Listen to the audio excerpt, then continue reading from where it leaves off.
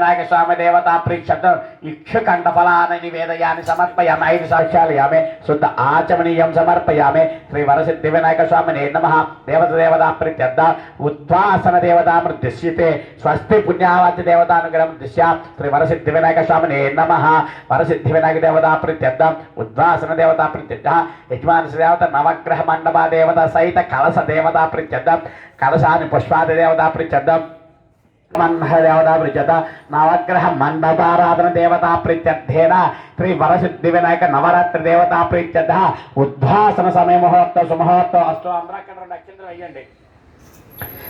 జై బోలో గణేష్ మహారాజ్ కి శ్రీ వరసిద్ధి వినాయక స్వామి నమః. అందరూ కూడా సింహాసనం మీద చేయి వేయండి.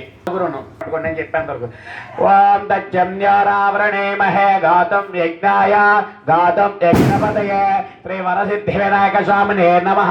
ఓం యత్ర పూర్వే సాధ్యాసంతి దేవాః అస్యేవ పూర్వస్య దంతే ఓం సాధ్యాసంతి దేవస్య దే శ్రీ వరసిద్ధి వినాయక స్వామినే నమః.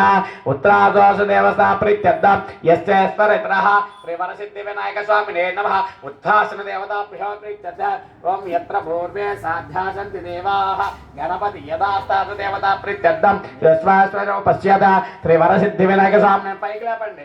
యస్వేశ్వర ఉత్తరాం దేవాస్య దేవతాః అగ్నపూర్వే సాధ్యాసంతి దేవాః గణపతి యదాస్థానం ప్రవేశయామి. జై బోలో గణేష్ మహారాజ్ కి జై బోలో గణేష్ మహారాజ్ కి జై బోలో గణేష్ మహారాజ్ కి.